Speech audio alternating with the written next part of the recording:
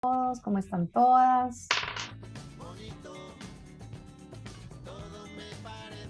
Les voy a pedir que vayan prendiendo sus cámaras para que nuestra grabación, para que en nuestra conversación podamos vernos. Hola María, hola Nicole. Hello, Mr. Dunham.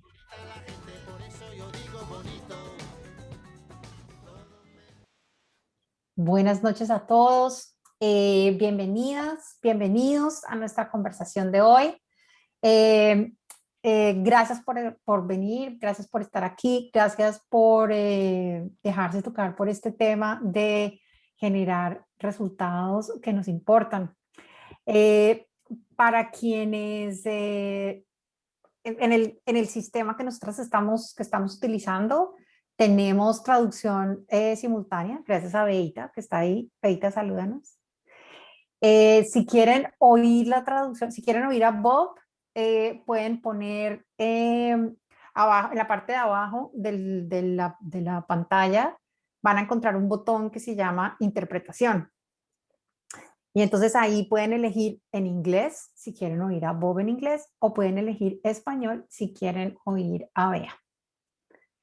Y ya entonces Beita nos ayudará a poder quitar las barreras del lenguaje.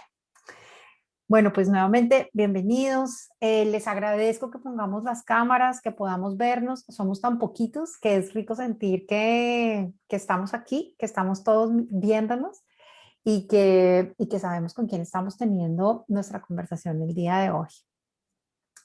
Hoy vamos a seguir hablando de liderazgo y de por qué de verdad los resultados que generan los líderes necesitan ser resultados que importan, sobre todo hoy en día que cada vez es más importante cuál es nuestra misión, cuál es nuestra visión, cuál es nuestro propósito, cuál es el futuro que estamos creando, qué es lo que estamos construyendo y si el futuro que estamos construyendo tiene sentido no solamente para nosotros como líderes o jefes, sino también para aquellas personas que están trabajando para nosotros y para las próximas generaciones que están viniendo. Para quienes no lo conocen, Bob Dunham, nuestro maestro del liderazgo generativo, es fundador del Instituto de Liderazgo Generativo hace 40 años y antes de construir o de crear el Instituto de Liderazgo Generativo y empezar a hablarnos de este discurso que es el liderazgo generativo, trabajó durante muchos años en el Silicon Valley como gerente de empresas de tecnología, gerente de programación y director de programación, vicepresidente de programación también en algunas organizaciones del Silicon Valley. Fue también profesor de la Universidad de Stanford y de otras universidades en el área de San Francisco y del Bay Area. Pues hoy tenemos la fortuna de que sea nuestro maestro y nuestra guía en todo lo que tiene que ver con liderazgo, con coaching, con consultoría, pero sobre todo con la posibilidad de crear futuros que tengan sentido. Entonces, los dejo con Bob. Bob, welcome. They are all yours. Hola. Give me high tens. I want to make sure I'm talking to people and not seeing photographs. That's great. Fantastic. We have big questions to explore together today. This conversation is about leadership, but the focus point is results that matter. You see, leadership is not about your position, it's about your results. And when we look at someone who we admire as an effective leader, as a powerful leader, it's because of the results they produce, not because they are a compelling personality. And so we want to look at results that matter. And what makes a result matter? The question here is a very important question for thinking about something like leadership. It's the question, what? What I have found in my 40 years of working in this field is that you go out and you see thousands of books about leadership, thousands of webinars, thousands of podcasts. And everybody seems to be a little bit different. If we really understood leadership, we would not have all these different points of view. And so the criteria that I want to have us look at is to take seriously, what is leadership? And what kind of answer are we looking for? The title of the conversation is a clue. We want leadership that produces results. Now we have a problem with this articulation, that many people understand this producing results. They live in a blind spot of our culture. And the blind spot is when we look in the world of action today, when we look in the world of organizations, the metaphor, the paradigm, the context in which most people understand action and organizations and results is the machine. So we think that we need to make better machines. We need to make organizations a better machine for better results. And that results in treating people like machines. And the evidence of that is that the common practice is to call the department concerned with people is called human resources. I would prefer to be a person, not a resource.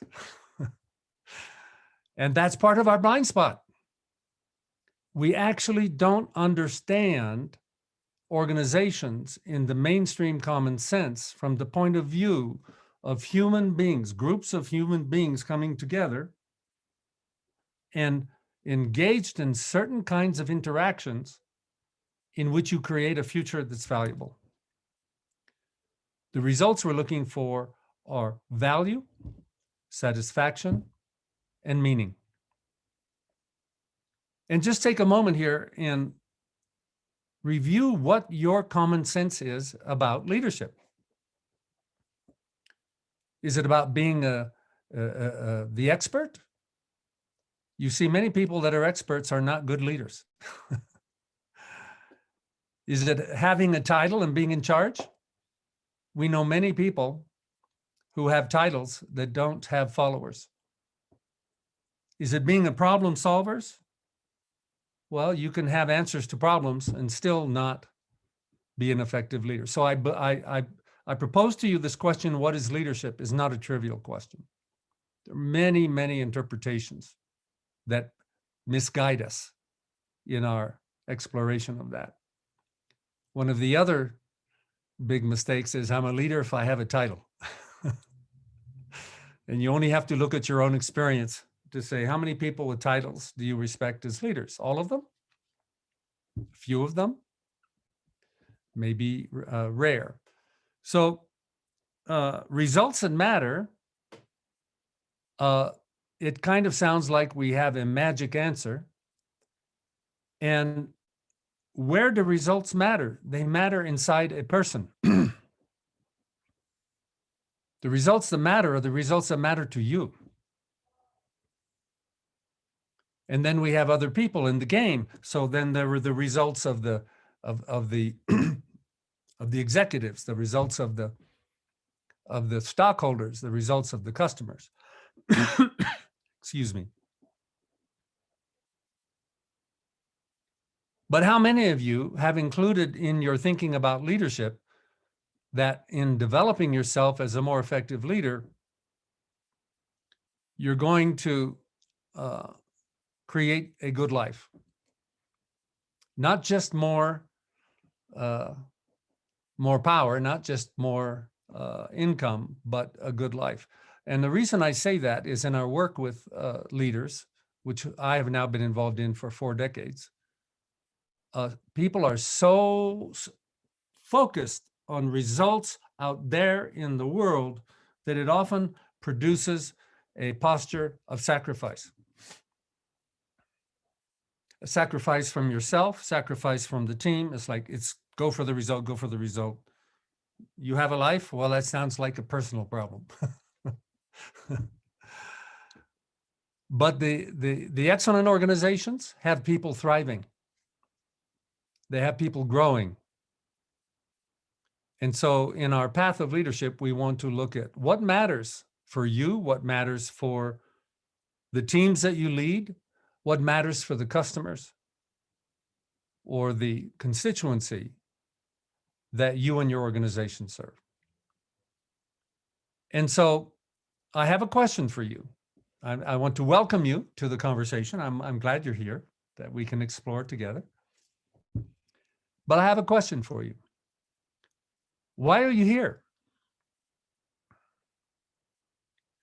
What does leadership mean to you? What are the results that matter to you that you're looking for? And I'm going to start our conversation there. I'd like to hear from you first. Yes, I can talk about leadership and share what we've done in the world with generative leadership for decades now, what promises we make, what results we produce, but it has to connect to you. And so I'm going to ask that we do a breakout and that we pair up for a short time and you have a chat with a colleague here. And if the word breakout produces terror in your heart, take this on as a leadership challenge. I am going to survive the breakout. And after all, it's just a conversation. And that's fundamental to the leadership world. So let's do a breakout, have you share we'll go about 8 minutes, just share, what is your question? What is your motivation? What results matter to you? Not just in your work, not just with your team, not just with your leadership, but also in your life. How does this fit together? Or maybe that's a new perspective for you. And what is it you want? You know that here in the work we're doing in offering for the first time in Latin America, in Spanish, generative leadership programs for leaders. We have been doing this for 4 decades, literally. And but the first thing we've learned is it's a unique journey for every person. And then we begin to share together, looking at this journey. How can we do this journey to create a future that's valuable, satisfying, and meaningful for me, my team, and my customers? And when we answer that question, it has to be an answer that shows us what to do and how to do it so that can be produced. Those answers that are ones we have been working on for 4 decades that we call generative. And we'll unpack that a little more. But first, we want to hear from you. So let's do a breakout and check in and see what are the results that matter for you? Why are you here? What is your question or interest in leadership? Let's chat a little bit, and then that'll help me orient how we talk about generative leadership to show what's possible for you in that journey. Okay? Give me high tens. I'm going to make sure everybody's still breathing. Okay, fantastic. So let's break out. Let's come back in 8 minutes and we'll check in. Let's create this conversation together. El sistema les va a presentar una invitación, solamente tienen que dar a aceptar y ya los lleva a la sala. Algunos desaparecen en la pantalla, algunos desaparecen abajo.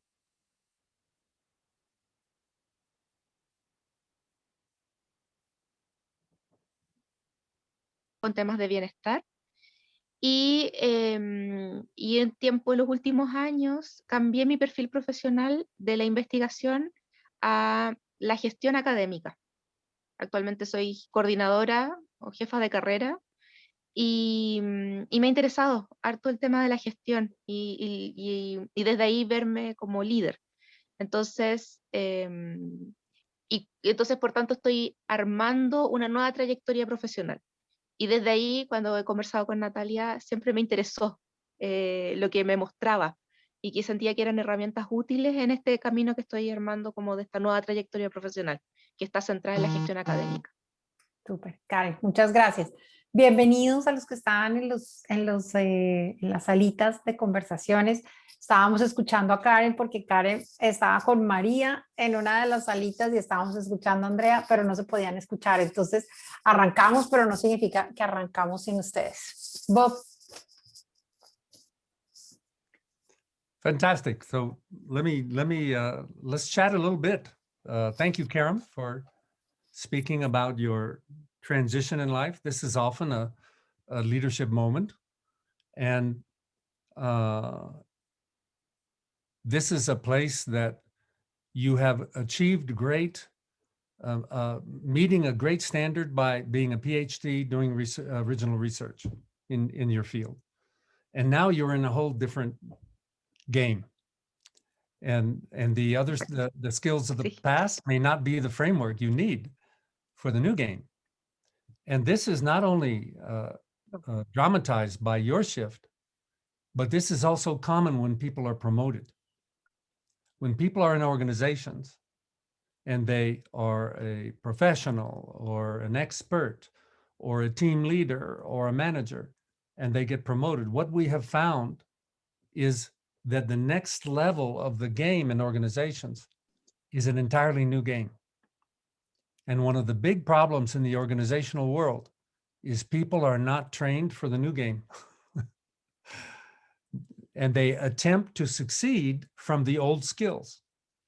For example, I've done consulting projects with pharmaceutical companies with a lot of people with PhD and MD after their names. And they have a big problem with management because it's a different domain. And so when you take your ambition into the domain of management and leadership, I think this is something to appreciate. It has its own structure. It's like going from physics to biology. And we have an additional problem that the mainstream culture today teaches you management and leadership with tips and techniques.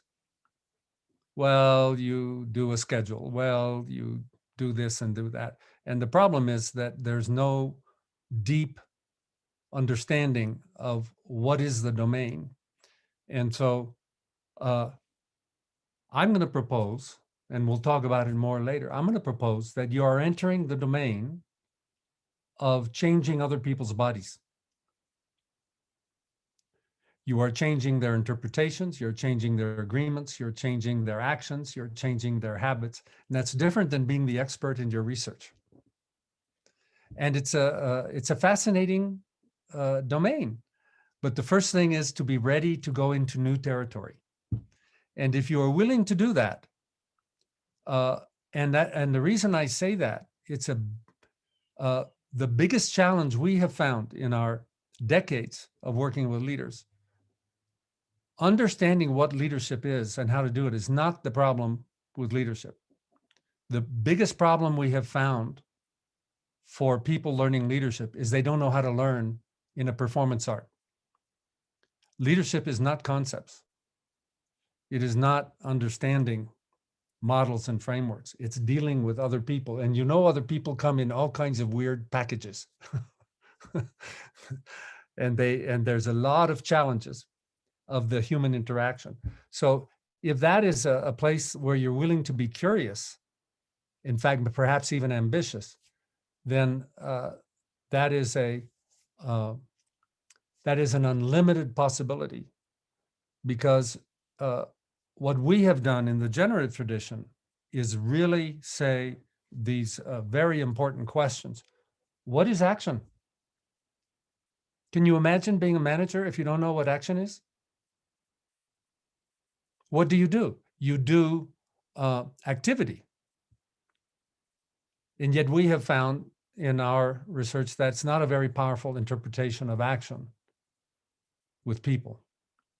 Action comes from commitment and agreements, not from activity. You see, it's a different world already. And so, Karam, how is this landing? Is this, what is your reaction to this little perspective. Is this of interest to you? Yeah, you're on mute, my dear. Okay, all right. And so we have been involved Sí, me interesa, me hace todo sentido. Súper Okay. claro. Perfect. Sí, es muy coherente. Sí. Gracias. Then what we have found, the people here working inside the Institute for Generative Leadership have a passion for this journey into that world, the world of the coordination of action of human beings. And we have found that that is the most fundamental framework for understanding management and leadership. There are many other fields. There's, the financial, there's the business, there's the strategy, but that tends to take you into a mechanical point of view. We need to start with the people, and the problems that leaders have are people problems. And so if we understand that and we become interested in that, what we have found is when we take a generative perspective on what is a human being, that is one of our fundamental questions. And I'm going to answer it later to show the kind of answer we have. And what is action? And how is it that human beings come together to create shared futures and make them happen that are valuable, satisfying, and meaningful? This is what we are highlighting in the generative leadership path. So thank you. We'll come back to these themes later. And Andrea, you were also sharing that you're in the moment of preparation to launch yourself back into a world in which you are managing 250 people. And so, given that is your future horizon, your vision, if you're going to make a commitment to make yourself a stronger, better leader, what is it that you see you want in that learning journey? And what is it you're afraid of in that learning journey?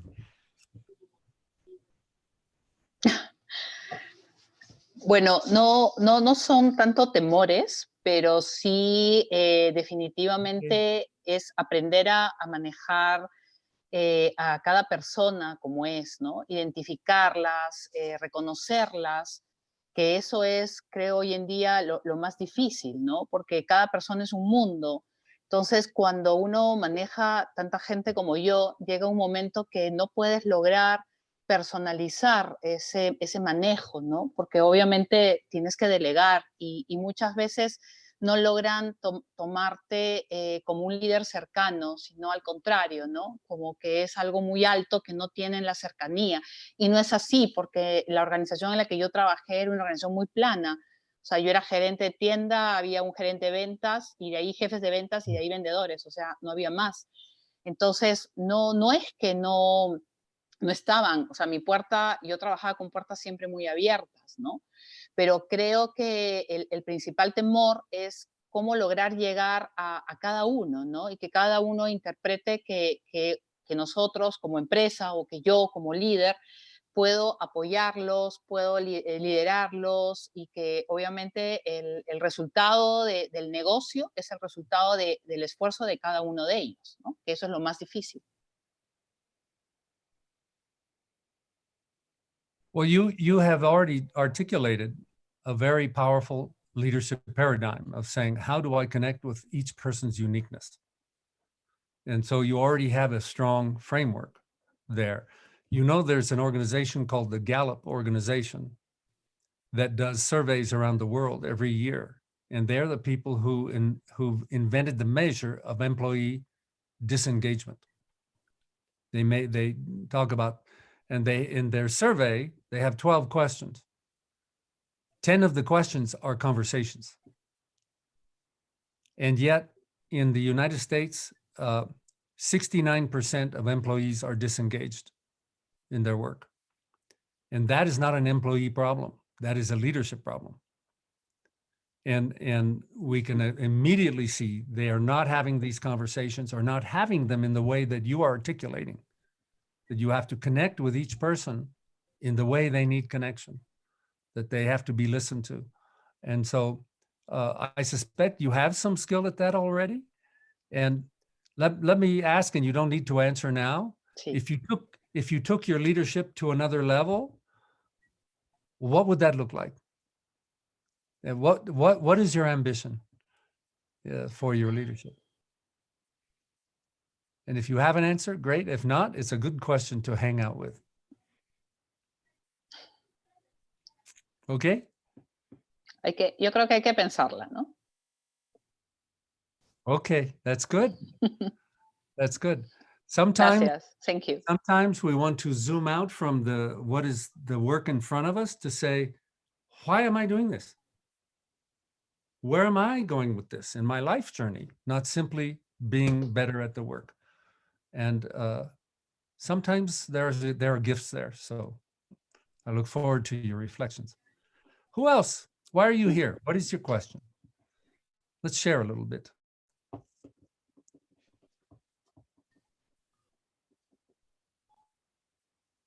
Am I in the wrong webinar? I thought we were talking to people interested in leadership. Leaders are able to engage in the conversation. So what happened in your conversation with your partner? What showed up for you that was either clarifying or questioning, but why does leadership matter to you? Anyone? Pueden hablar en español, Bea se encarga de traducirle a Bob, no se preocupen. Ok, no logro levantar la mano en ninguna parte. Dale, Clara. Ok, Okay, gracias. creo que estábamos hablando con Álvaro de diferentes formas en que hemos asumido el liderazgo y también diferentes formas en las que nuestras empresas o entidades en donde estamos lo asumen. Yo trabajo con una universidad y lógicamente ese esquema de liderazgo siempre ha estado enfocado más en términos de productos, de cumplir metas y eso a veces limita el trabajo que uno puede hacer con sus equipos. Uno de los elementos que me llamaba la atención ahora que hablaba Andrea tiene que ver con esa comunicación que a veces uno pierde con las personas. Y en esta época en la que nos estamos comunicando estrictamente así como estamos ahora virtualmente, he notado que es muy poco el espacio en donde la gente acepta encender sus cámaras. Siempre tiene una excusa. O sea, es como que la cámara me salva de no mostrar realmente lo que estoy pensando. Y a mí siempre me habían dicho en la universidad que soy una persona que me gusta mirar a la cara cuando estoy hablando con alguien, o sea, mirarlo a los ojos, saber exactamente con quién estoy hablando y normalmente cuando una persona llega, por ejemplo, cuando estábamos en las oficinas y llegaba a mi oficina, le tenía que decir, espéreme un momentico y termino lo que estoy haciendo porque necesito mirarlo para poder hablarle. Ese es uno de los elementos. Y como trabajo mucho con comunidades, uno de los elementos de las personas de la comunidad, de los líderes o de las comunidades o de los grupos humanos con los que a veces se trabajan nuestros proyectos, ellos lo que quieren es eso, es ser escuchados. Pero que no le pase a uno como cuando va al médico y el médico le dice que tiene y uno ni lo mira y el médico ni siquiera ve qué es lo que le está diciendo, no me está poniendo cuidado, ¿cómo sabe que tengo? ¿Cómo me ve?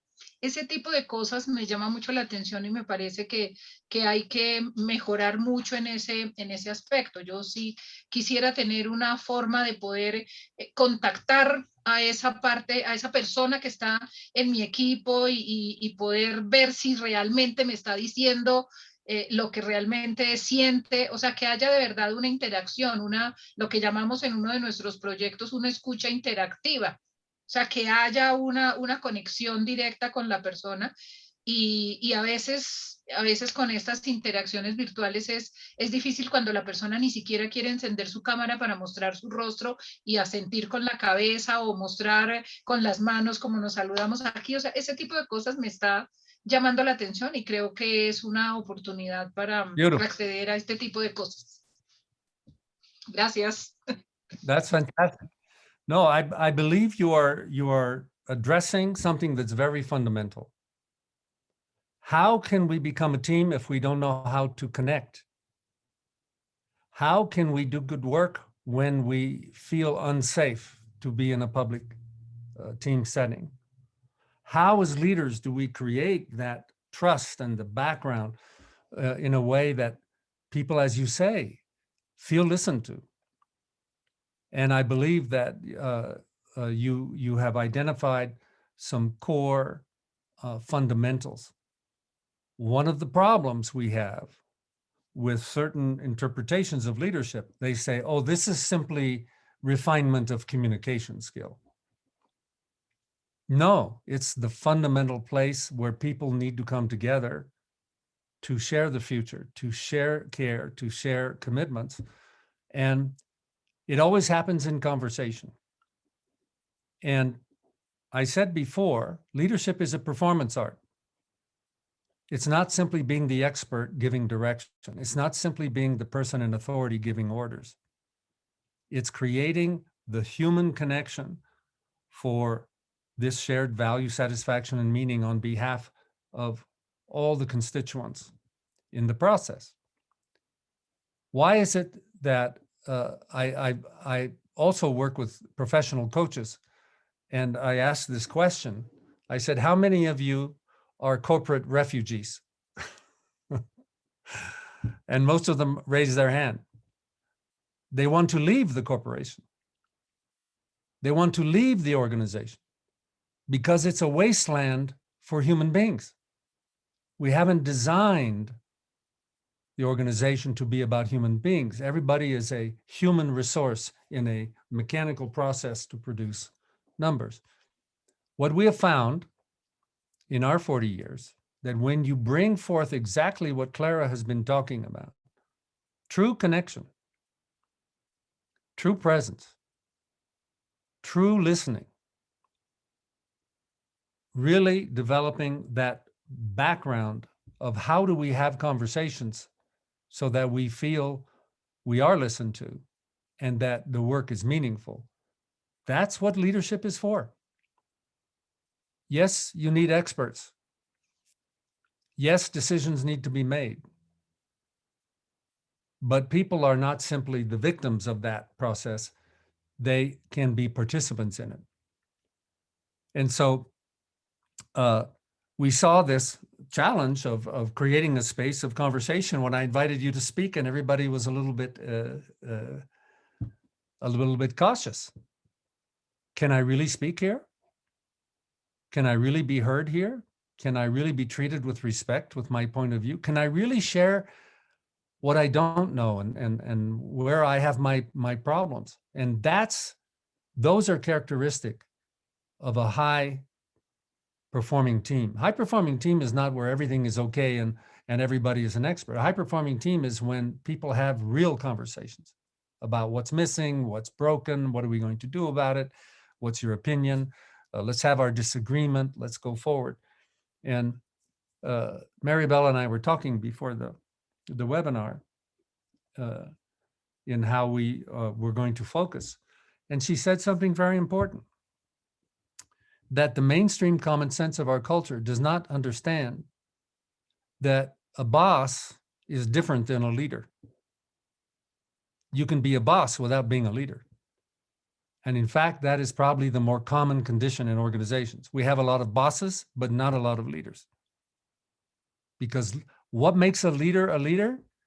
People who follow, not in obligation, not in fear, but through ambition, through shared commitment, and creating shared meaning. And in fact, as human beings, we evolved to do that. That's what our bodies crave. We are made to connect, to have conversations, to envision the future, to find what's valuable, to come together and make it happen. When things work, that's what is happening. And when they're not working, usually we're in some other story. I am a human resource. The boss gave the order. And there's nothing wrong with the boss giving an order if they know how to create a team that is willing to engage in the conversation where there is a commitment in the response. How are we doing here? Is this making sense?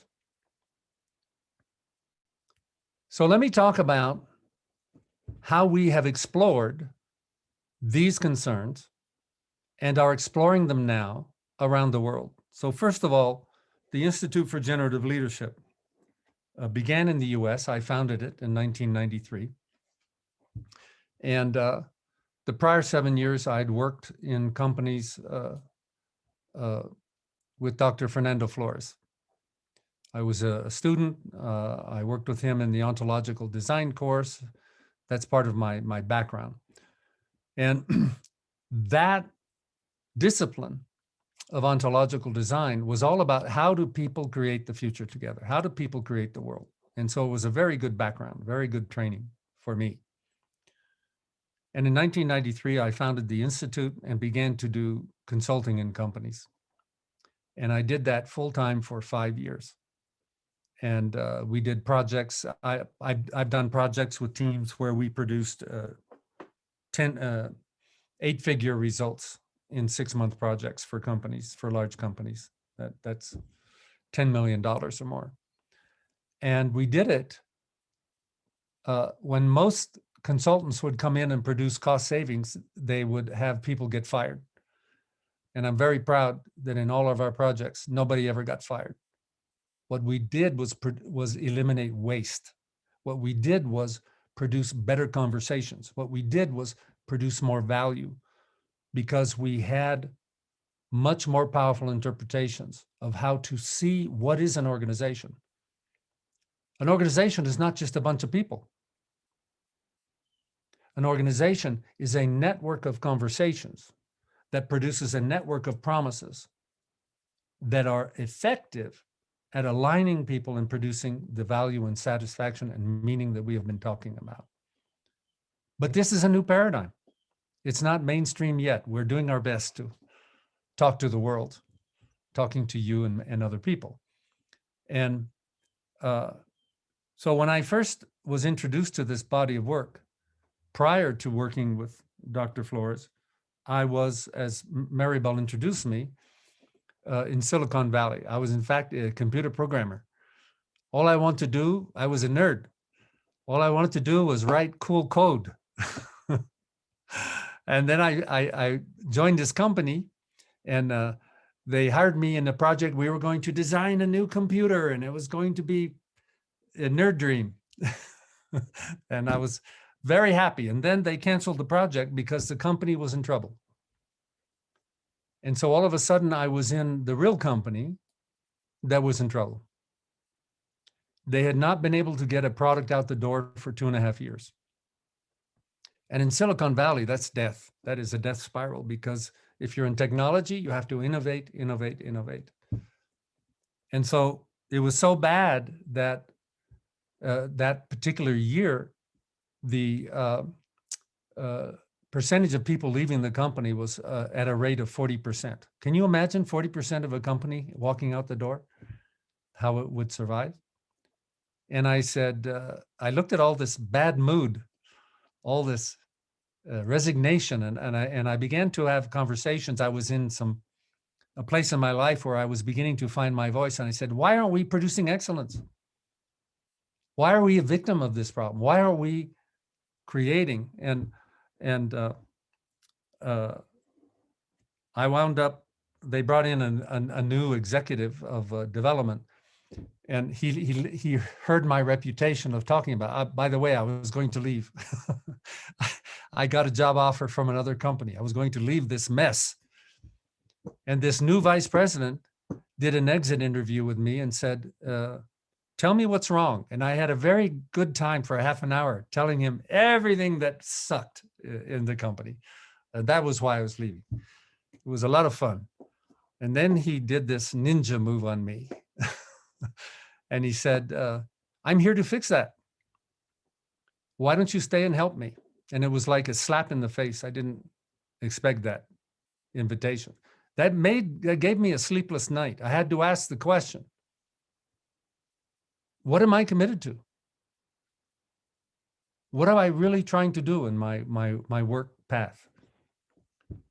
And I decided in that night to say, since I was taking a stand for excellence, I would take the invitation and see if I could learn how to produce excellence in this very negative condition of the company. And he made me a program manager. And at that moment, I didn't know what to do. I was put in charge and I had no idea how to do this job. The most training I had was to do project management and schedules. But I was lucky. I was looking around for help, and I went to a workshop called Communication for Action, because it looked like that's what we needed. And I was introduced to what later I understood to be the foundations of ontological design, and then the foundation of generative leadership. That everything we see and everything we do comes from our conversations. Take a deep breath. I want to have you stop in this moment. I want you to stop and listen to this claim I'm making, because it's huge and it will change your world if you listen. Everything we see, everything we experience, everything we do, and all our results come from our conversations, without exception. Our good results, our bad results, our so-so results. They come from the conversations we have and the conversations we don't have. They come from the conversations we do well and the conversations we do poorly. And this was the breakthrough. This is what when I understood that leadership is about having the conversations that bring people together to align on a future, to care about that future, to commit to that future, and to coordinate through the process of all the breakdowns and challenges that show up in these endeavors to make the future happen. And in my 40 years since then, every time I see success, I see that's what happens. And every time I see failure, I see the missing or broken conversation. And so this is an amazing, powerful, what we call generative perspective. What do I mean by generative? A generative interpretation is different than a descriptive interpretation. Description is, hey, there's a great team there. Let me describe the team to you. But the description doesn't tell you how to create the great team. And this is the blind spot of leadership today. Most of what you see out there is describing something, but not telling you how to generate it. How do you generate value? How do you generate trust? How do you generate teamwork? How do you generate a life worth living? These are the questions that we ask in generative leadership, and we have a standard for our answers. The answers have to be actions. Actions you can see, you can do, that produce the result. And it turns out that in the study of language, there are conversations that will take you there.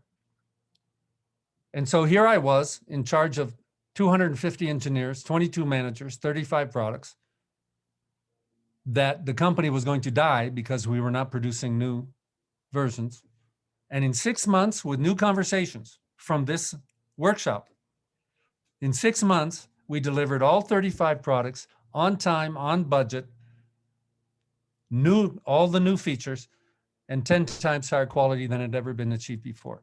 That was my introduction to the reality of this power of conversation. And I had to learn a lot in these conversations. I had to face my fear to even have certain conversations. I had to face my own fear. I had to face resistance. I had to face threats. I had to face opposition from people with more authority. I had to say no when people demanded. And what I learned in that was the GPS, the guide, the compass is the commitment. When the commitment is clearly articulated as action and outcome, then you let it guide you in the conversation, and then you can create the path to the future. I would propose to you, if we had the time to explore, that every place you have been successful in your life, you had the right generative conversations. And every place that you are stuck or having breakdowns or dissatisfaction, there's a missing conversation. And that is the context, that is the paradigm of generative leadership. But it's not academic. It's not conceptual. It is a performance art. When Clara said you need to have a conversation where there's commitment and people are listened to and they think that you care, you need to know how to have that conversation, not a theory about it. And so that's what generative leadership is about, is to take wherever you are on your life journey, your learning journey, your leadership journey. The place that we go in this journey is to a place we call the edge. The edge is where we run up to the place where we go from knowing to not knowing, from confidence to uncertainty, to readiness to action, to not being sure. And many people encounter fear at the edge.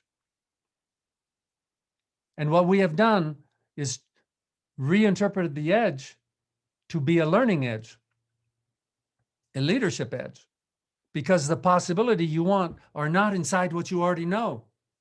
They are across the edge in new learning, new perspective, new practices, and new results. And that's what the generative story of leadership learning is being on that path of finding your edges and going to the next place. How are we doing? So take a moment and just say, what are my edges? You don't even have to share it with anybody.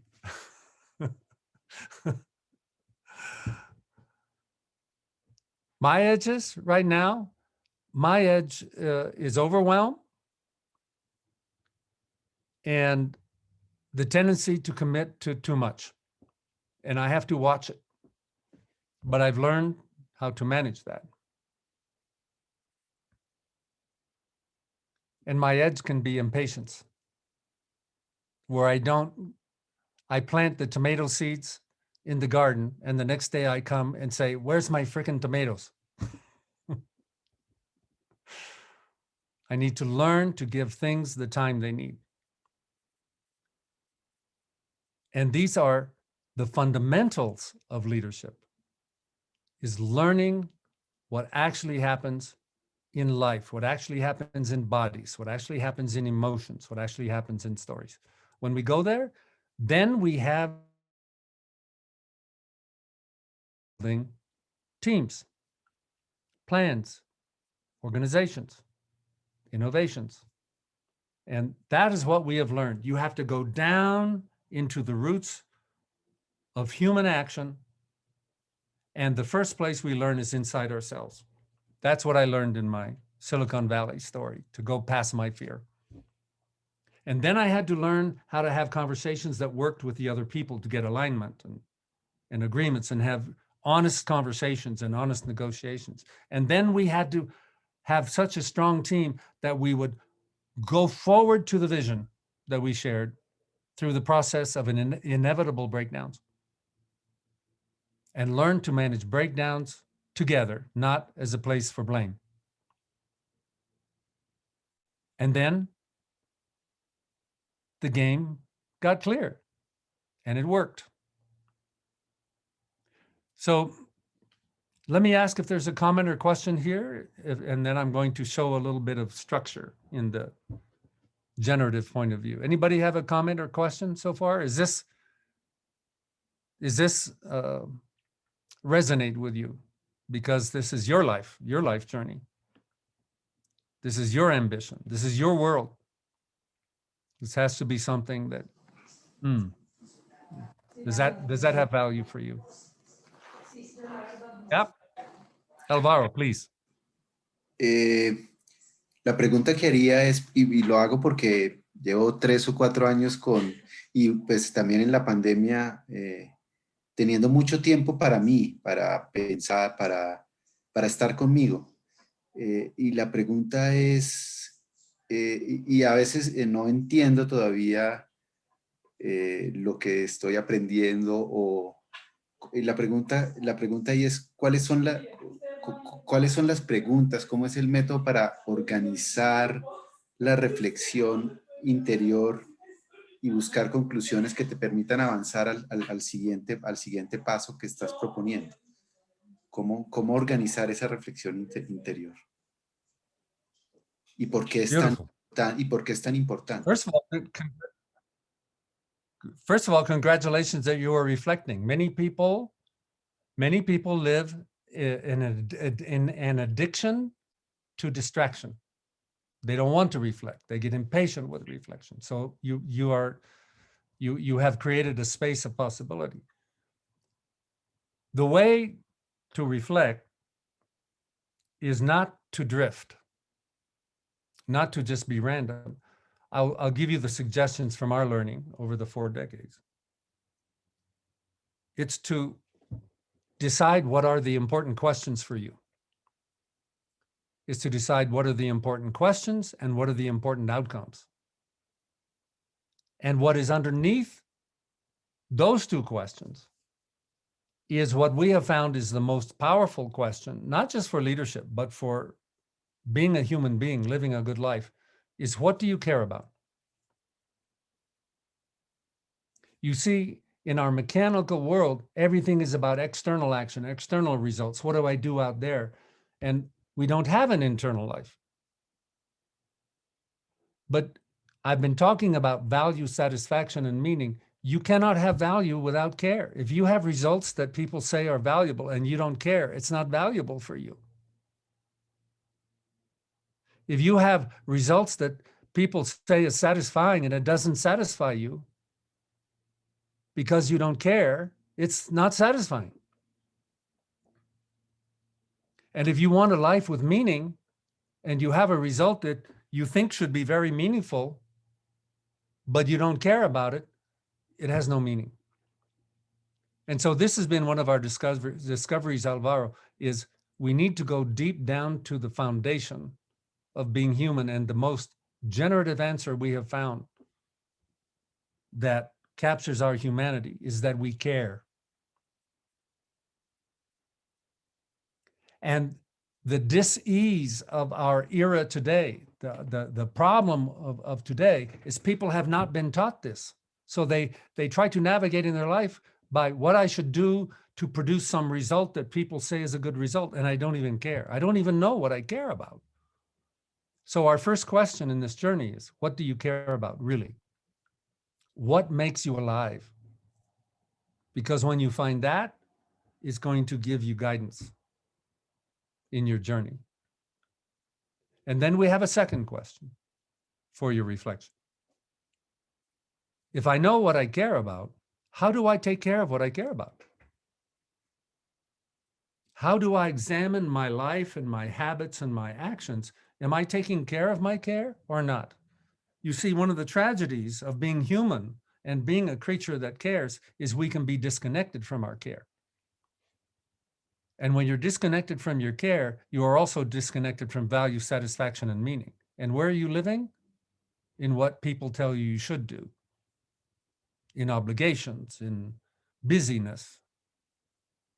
This is fundamental for leadership, but it's fundamental for our lives.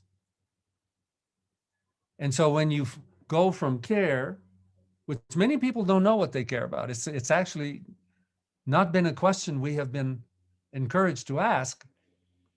And so where we start in our journey is, what do you care about and how do you explore that? With dignity, not like a problem. You see, the issue that people are not clear what they care about is not an issue of the person, it's an issue of our culture. Some people talk about this as we've been taught to be consumers,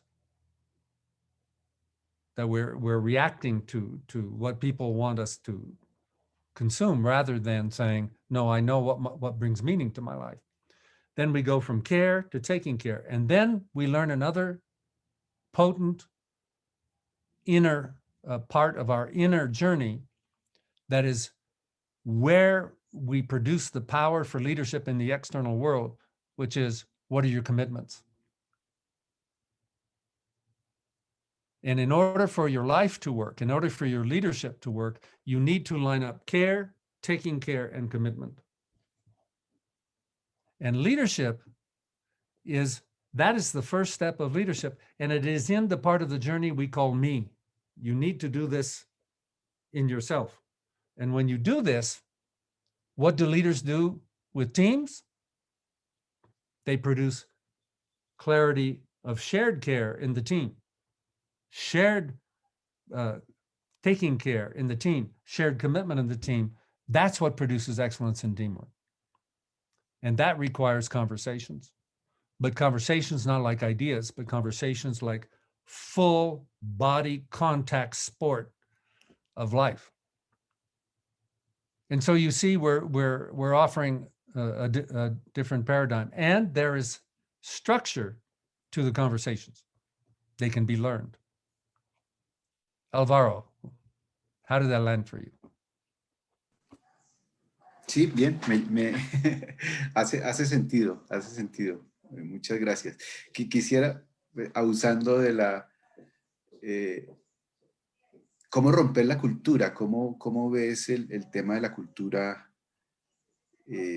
O cómo es el contacto del líder con la cultura externa y cómo el líder genera cultura. ¿Cómo ves esa diferencia? Y no cultura, y estoy hablando más de cultura no solo para la organización, sino para el mundo.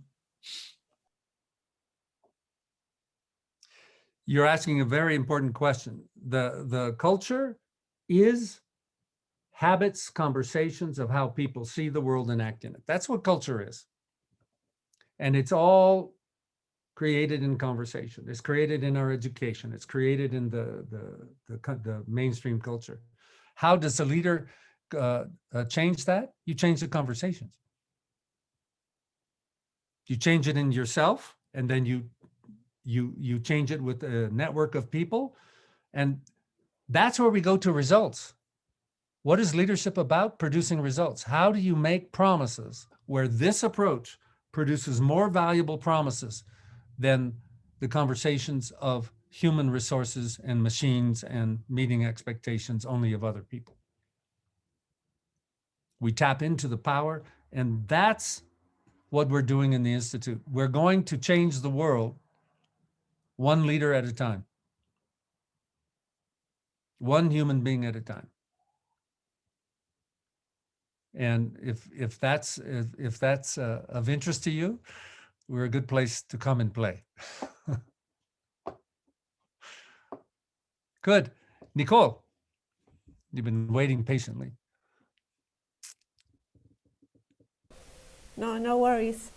Actually, my experience was a little bit difficult in my last job. Okay. Because I was in charge of a project that was really not important for other areas, and I wasn't able to produce results, to be honest. So I wanted to, I don't know your point of view, and how could we influence other areas when the project you're in charge of is not relevant, is not important for them. So first of all, I want to congratulate you for your experience, because when we have these disappointing experiences, it's a motivation. Now now that you've had this experience, you have a fork in the road. You can be resigned saying that was terrible and I'm going to ignore that. Or you can say, something was missing. I want to learn what was missing. Yeah, but I haven't found yet what was missing. Or at least I have many hypotheses, but I don't have the answer. I can guarantee what's missing were certain conversations. Conversations that even though you were not the person in authority, that you had less power than the other places, you still have a voice. That's part of what we learn in the leadership journey. Your voice is not limited. You may need to create your identity. You may need to build, but the conversation is where the power is, not in the structure of the title. If the people in the structure of the titles have the wrong conversations, they will not have the titles anymore soon. And so when you learn the power of conversation, then this is a place where we say, well, if my project's irrelevant, let's change it to one that's relevant. Who do I talk to? Where do I make an offer? How do I declare breakdown that this is the wrong project? Or how do I have a conversation to show the value of the project so it is relevant? Because you see, relevance was not a characteristic of your project. It was an assessment, a judgment by people, and that's where we can have the conversation. That's true. And so you could have been a leader for your project, or you could have been the honest eyes to say, we're wasting our time with this problem. Let's do something more valuable. And then you show up as a leader creating value, being bold enough to identify the problem and to move the conversation to a more valuable one. Make sense? Yes, it makes a lot of sense. Thank you And so much, Rob. The only thing that was missing is that you didn't have the eyes yet to see the missing conversation. And that's one of the things that we have found leadership is about. Not only to have conversation, but to see the missing one. Yeah. Then you can move other people. As they say, you can move mountains. Bob, let Thank me you. share something to Nicole. Yes, thank you. Me llama mucho la atención cuando dices que era un proyecto que realmente no tenía como valor, que no iba a ser importante. Para alguien era un proyecto. Digamos que lo que pasa es que el proyecto era con organizaciones en Chile y en Colombia y era relevante para Perú, pero no era relevante para ellos, no les afectaba su P&L, no afectaba sus resultados, pero yo necesitaba la coordinación con esos países. Entonces siempre había un tema urgente, digamos, en esos países que hacía que los compromisos no se cumplieran hacia Perú. Entonces era relevante para Perú, pero no para ellos. Y como te decía, no afectaba su línea de ingresos. Entonces fue un poco difícil, fue difícil para mí. Yeah. Lo que quería mostrarte adicionalmente a lo que Bob decía acerca de que había una conversación faltante, es que parte de las conversaciones faltantes es para quién es importante este proyecto, que también tiene que ver con lo que estamos hablando hoy, y es, estamos creando resultados que importan. Siempre que hay un proyecto, para alguien es importante el proyecto.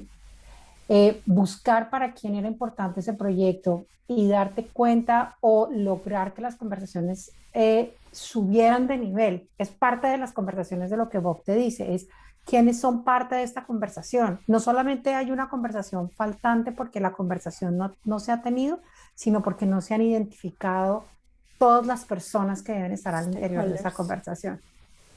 ¿Ya? Y a veces pasa cuando quien pide el proyecto no se hace cargo también del proyecto y no está comprometido. Por eso quería enlazar el ejemplo que tú diste con lo que Bob decía antes, que es, o sea, qué es lo que es importante, cómo esto es importante, cómo lo vamos a cuidar, pero adicionalmente cuáles son los compromisos. Entonces, cuando miramos las conversaciones y miramos que hacen falta conversaciones, también es importante ver quién es el que está comprometido, para quién esa conversación es importante y ahí poder volver a retomar tu proyecto. Oh. Ok. Yeah. Reflexionaré un poco Just- sobre eso para poder sacarle más jugo a la experiencia.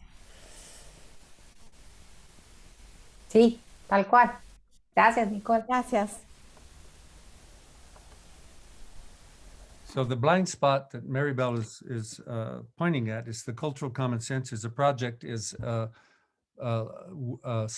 stuff to do. But a project is conversations. It gets invented in the conversation. It gets committed to in the conversation. You find the customer for the project who's going to pay for it in the conversation. You establish its value in conversation. You develop the strategy. And so instead of being trapped in a project, we need to be able to look out and say, where does this fit in the bigger game? And how do I give this power in the bigger game? And to do that, you begin to see, oh my God, I'm going to have a voice. I'm going to have to make an offer or declare a breakdown. And I'm going to have to face this edge of my own courage.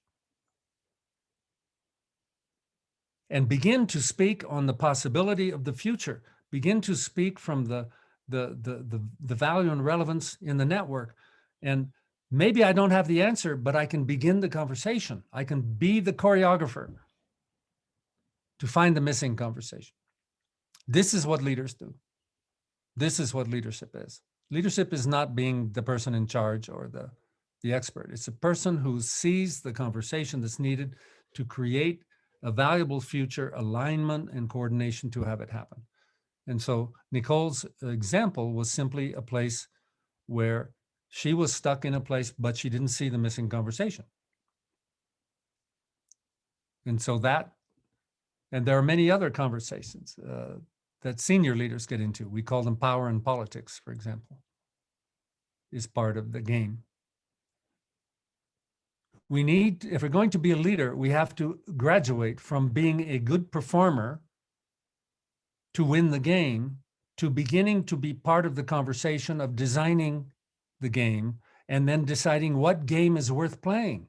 That's leadership. Those are the conversations that really is where the power and the value comes from. Yes, we need to have good performers. Yes, we need to execute well. But if we work hard and it's the wrong game, it's the wrong project, we need to learn.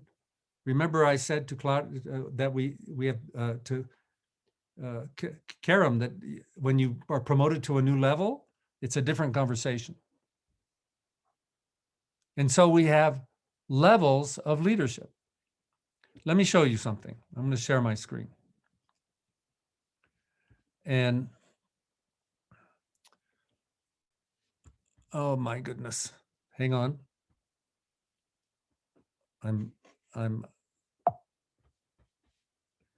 Isn't technology wonderful? It always keeps us busy.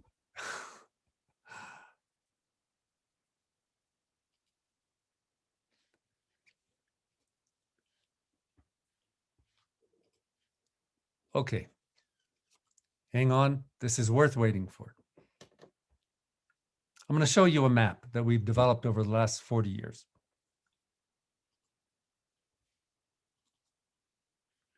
And this is a little complicated, and we could take the whole webinar to explain it.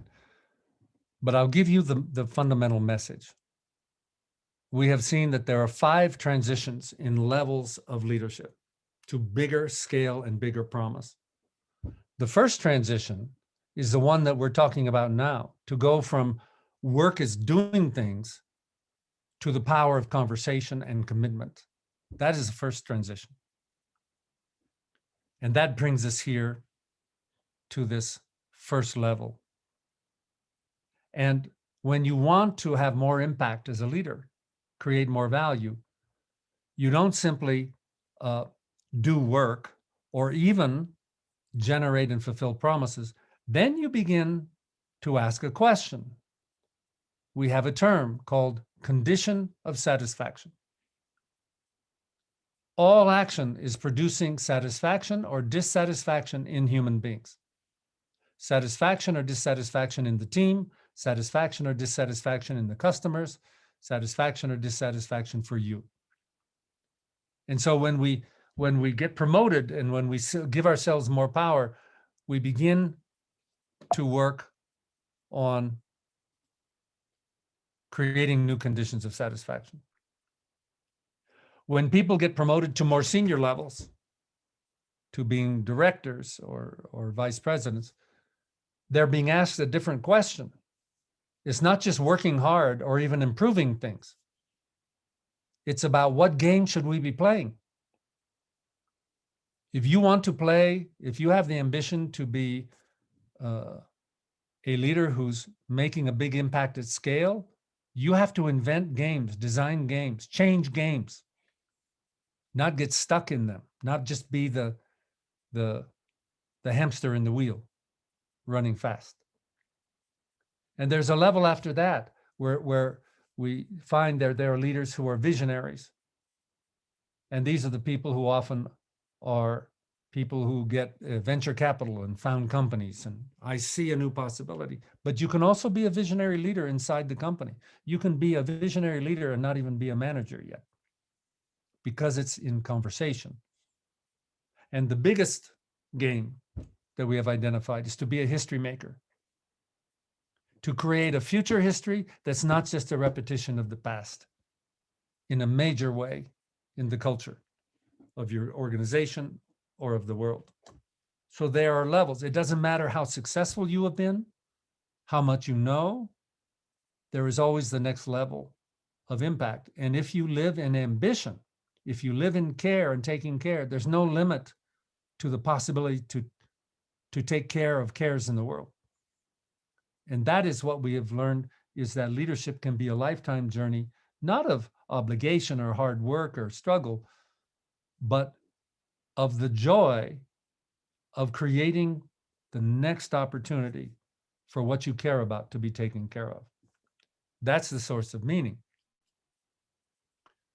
And so that framework, it only took us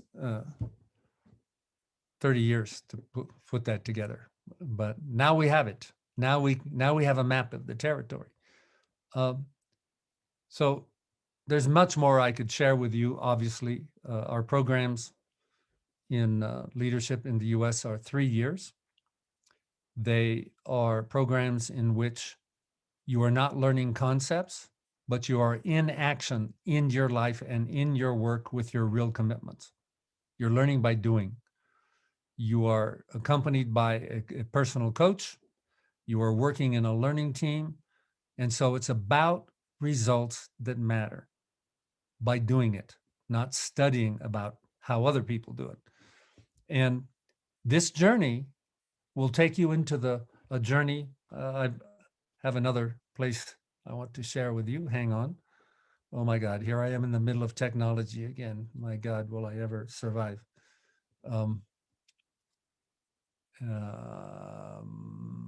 Yes, there we go.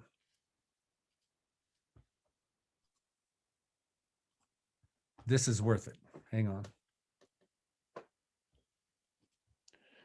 And so what is this journey? When we look at, oh, come on.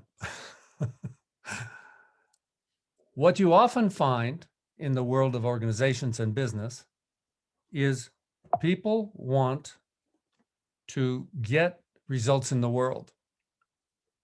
The only way you produce big results is with teams. And so people who are simply technicians saying the numbers, work harder, they need to learn leadership. They need to learn, if you want to create a new level of result, higher quality, eliminate waste, have innovation, you need to know the conversations of a team and guiding a team. Given that our culture has not trained us to the internal journey, as Alvaro and I were speaking about care and commitment, and that's where you need to go. You need to know that care and commitment and conversation and agreements and coordinating is what makes the team a team. And you need to learn, where are the edges in you? So we learn this way, from your vision in the world to what kind of conversations and teams, what impact in groups do you have? How do you have to learn inside yourself, and then come back to building bigger promises with your teams and your in the world. And we have more, but we're getting short of time here. So I need to acknowledge, for those people who need to leave, that you know, our program is 3 years, so I could talk a long time. But I want to connect with the place of your care. When I asked, why are you here? I was actually asking, what do you care about? What are you looking for in your life, in your career? What is it you want to be able to do that you don't know how to do yet? And what I can offer from the 4 decades that my colleagues and I have been working here, this is our question that we have been exploring. We can share 4 decades of work with thousands of prior students, and we continue to evolve to help you on the journey to develop your leadership, not just to get boxes checked off to get the next promotion, but to actually have you design your path of your learning, your path to a good life, and your path to impact in the world. We believe that the most effective leaders, generative leaders, do both at the same time. And if that is of interest to you, if that resonates with you, if that is compelling to you, then explore this path. And Maribel, let's let you speak, and maybe have some of our colleagues here speak. And I'm willing to stay longer here if you like. I'll give the ball to Maribel. What are we going to do, boss?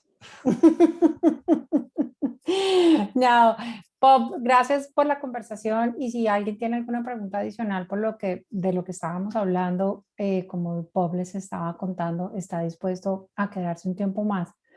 Él les estaba hablando precisamente de que el programa en Estados Unidos es de 3 años, porque hace todo el recorrido desde la primera transición de liderazgo hasta la última transición de liderazgo, que es la transición de liderazgo para aquellos que están buscando ser agentes de cambio en el mundo. Y normalmente, en la medida en la que se va creciendo con estas transiciones, vamos creciendo también en el programa y viceversa. El programa que nosotros traemos en Latinoamérica son precisamente las primeras 3 transiciones, que es de un programa del primer año, y tiene la transición de pasar de hacer tareas a hacer trabajo por promesas.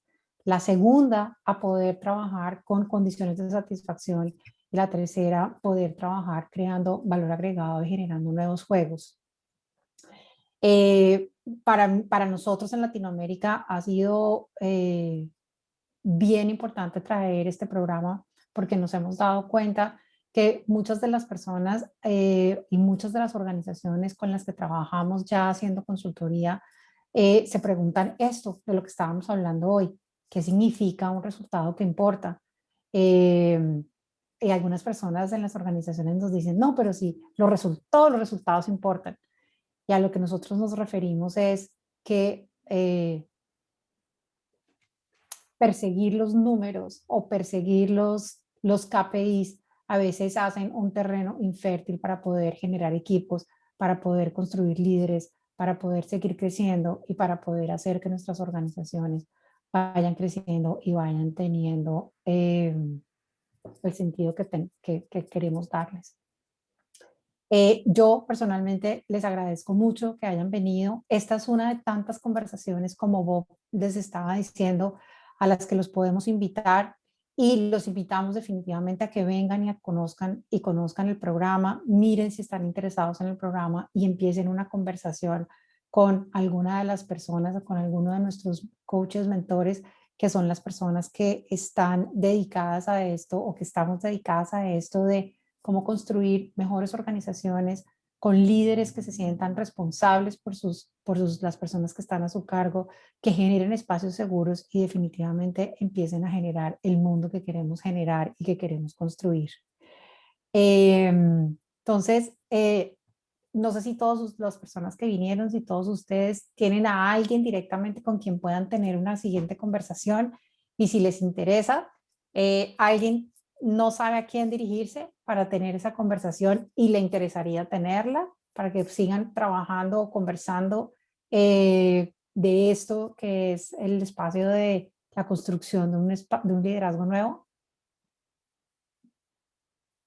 ¿Sí? ¿No? ¿Todos saben con quién dirigirse? ¿Con quién hablar? Súper. Pues yo personalmente, Nicole. Te escribo por interno igual para conversar, para tener más Sí, info. perfecto, súper, gracias. Glo, ¿les puedes anotar mi mail en el chat, por favor? Álvaro, A mí me contactó Olga, pero no sé si es la persona con la que sí, conversación. Ah, ok. sí, con Olguita puedes conversar, Álvaro. Ok, bueno. Sí, con Olga puedes conversar. Súper. I have a suggestion for your question for who you talk to in the IGL team. Tell them what promise you want to be able to make in the world and ask them if we can help you do that. We will show you how we will do that.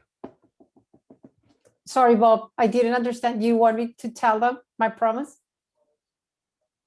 Or they told me their promise? Oh, I was saying to the people, Ah, when they talked about the program, saying, I want to make this promise in my leadership. I want to make this promise in my career. I want to make this result in my life. This is the result. Tell me how the program is going to help me do that. Okay. And we Good. will tell you. ok, awesome. Esa sin duda es la primera conversación. Y hay otra conversación que hablábamos hoy, de la que hablábamos hoy con Bob también, acerca de que es importante tener cuando tengamos estas conversaciones. Y tiene que ver con qué es lo que quiero. ¿Quiero solucionar un problema o una situación que se me está presentando? ¿O realmente quiero crecer en lo que soy yo, en el líder que soy, en el ser humano que soy y crear una nueva visión sobre lo que estoy construyendo en mi vida profesional y solucionar la situación en la que estoy hoy? Que son normalmente las dos preguntas que tenemos con los líderes. ¿Necesito solucionar este tema técnico que tengo hoy o realmente necesito ir a un nuevo nivel de conversación y a un nuevo nivel de liderazgo? A todos ustedes, muchas gracias por haber estado con nosotros. Los seguiremos invitando, seguiremos estando en la conversación porque, como les decía Bob, es una de muchas que vamos a seguir teniendo. Muchas gracias a todos. Chao. Bob, Gracias. como Hasta siempre, luego. gracias. Muchas gracias. Gracias por su tiempo. Hasta luego. A ustedes, gracias.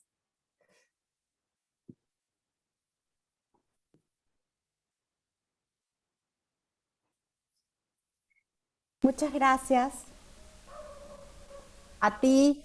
A ti, Nicole.